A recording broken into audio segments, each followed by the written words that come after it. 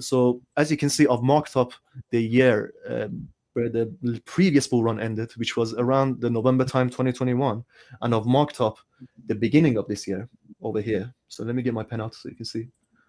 Okay, so I've marked up the previous bull run ended on that date, November 21, and I marked up the start of this year, and I marked up the end of this month, which was December going to January. Okay, I'll put a zero line on when the top of the market was in the previous bull run, right here, which we broke recently in October of 2024.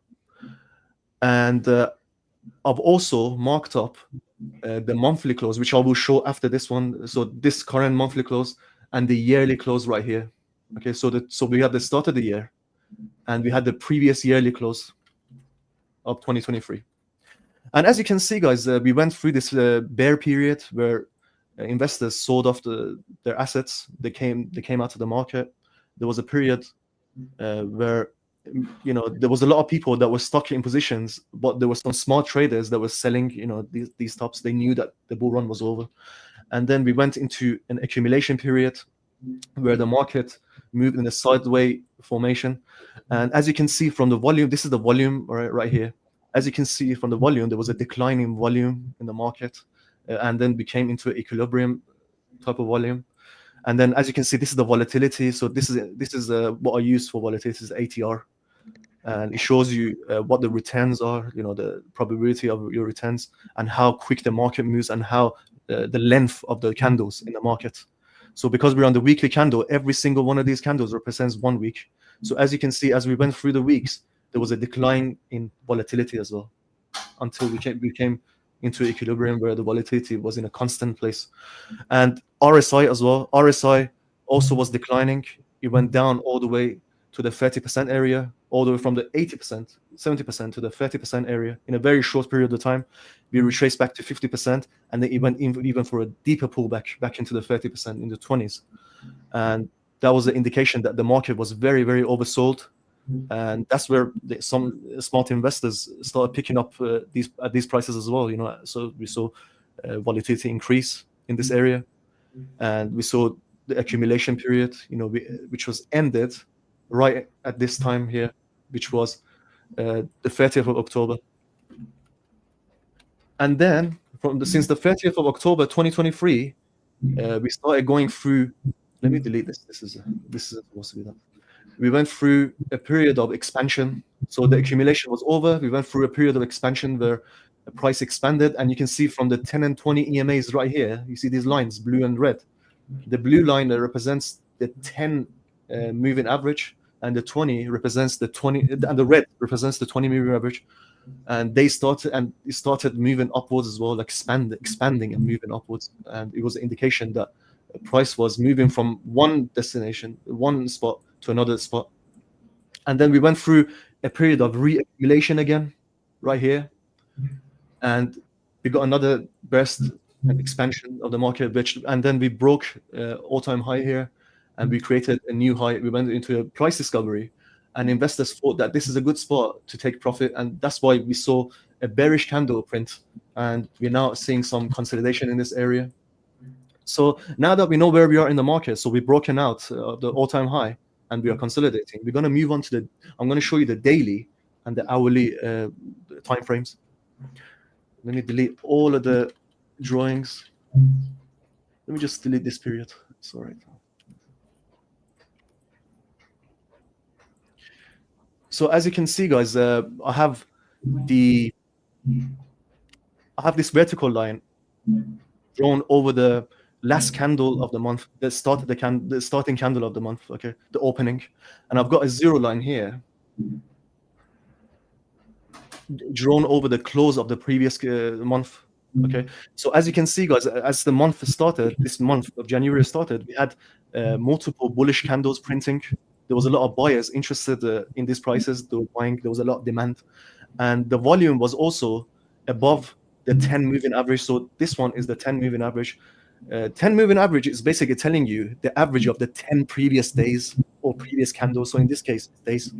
Or if the current candle is above this line, it's telling us that we are the volume is above the 10 average. Okay, so the previous 10 days, and that's indicating that it's bullish. You want to get into the market, you want to risk your money into the market. Okay, and then we had a slight retracing candle in this area, and then we had another burst bullish candle. And then on the 7th of this month, we had some fundamental news, some economic news for the USA, which was the non-manufacturing PMI, and it came out as 54.1. Anytime the non-manufacturing PMI number is above 50, it's good for the US economy. Non-manufacturing PMI is basically how busy the retail sector is, the hospitality sector is, all the other sectors in the United States, and it's shown as positive. US job opening was also positive. It came out as 8.1. It was in the 7 millions in October. So in November, it became 8.1. And it told us that there was a lot of vacancies available in the United States. Jobs were available. A lot of jobs were opening. And that was bullish for the US dollar. And the reason that crypto dumped in this area was because investors thought that the Fed, because the US economy is healthy right now, is showing healthy signs, the Federal Reserve is going to keep the interest rates the same, or it's going to even increase the interest rates. So investors thought that in other sectors of the market, which are more safe than crypto, they might gain more money. So they came out of the market. There was short-term decline in price. And then after a few days, price went under the monthly zero line. And then we had another burst up, which indicated to us that investors don't want this area we don't want to go below this area, right? Happy. And another thing to always remember in December, right? A lot of people do sell-offs for taxes. They know they got bills coming up, or they have to harvest some tax loss for that tax year. So December typically is kind of a shite month to begin with. And that is also part of that representation. And I don't think the economic news that you pointed out there helped. You know, I think it gave that downwards pressure a little more boost as well. I totally agree. Loving your analysis, man. I think you're spot on so far. Thank you, brother. Thank you, brother. And absolutely right. Absolutely. December is the period where investors take their money out for Christmas period. So money exits the market. And January is the period that historically fresh money enters the market. So money is printed and you just push into the market again. And in 17th of December, we had this massive sell-off.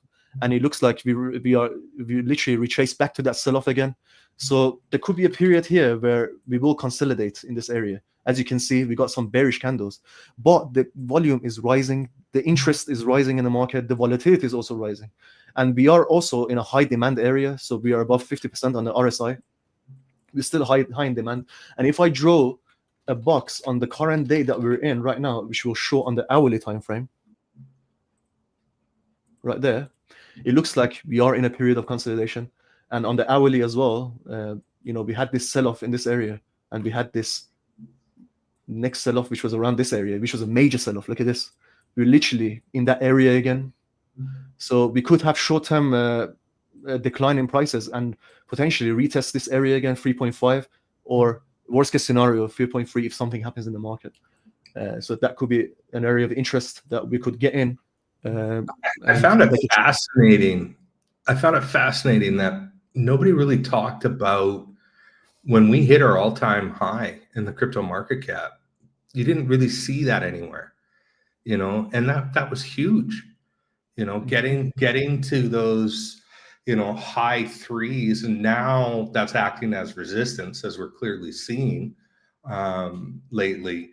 And I think once we're in this accumulation phase that we're in here, once we retest above it, that's where we're going to see the major money dump in. Mm-hmm. It's just going to rock it. Yeah. Come on, 2025. It looks very bullish to me, in my opinion. The market looks very, very bullish. It really does. What do you think, Ryan? So I agree with all the sentiments as well. I think realistically, what we've seen historically, December period is like you said, a lot of investors will be taking money out for Christmas.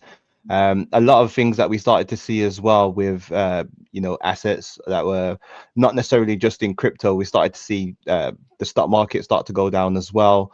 There were other correlations with different investment forms that were starting to go down, and I think a lot of people were kind of like kind of like preparing maybe for like an increase in price for Trump's inauguration, which is obviously tomorrow. So a lot of people that were in the market still, they were like ready to load back up again, maybe taking some profits. They knew that after inauguration, more than likely things will start to rise again as well. So I think January, like you said, is more, investors have a bit more, comfortability entering the market because it's start of the year, it's a fresh year, and 2025 is the peak cycle. That's what we expect.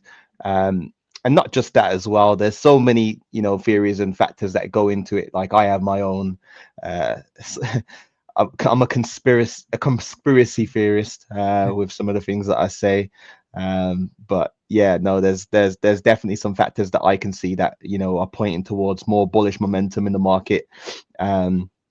And yeah, no, I think realistically we'll probably, my first target was to kind of like get out by like the summer. Like I thought that was like where we'll kind of see like the peak top. But again, like everyone says, is you can't really time that top. So it's best to kind of like ladder out slowly when you start to see top indicators. But right now there are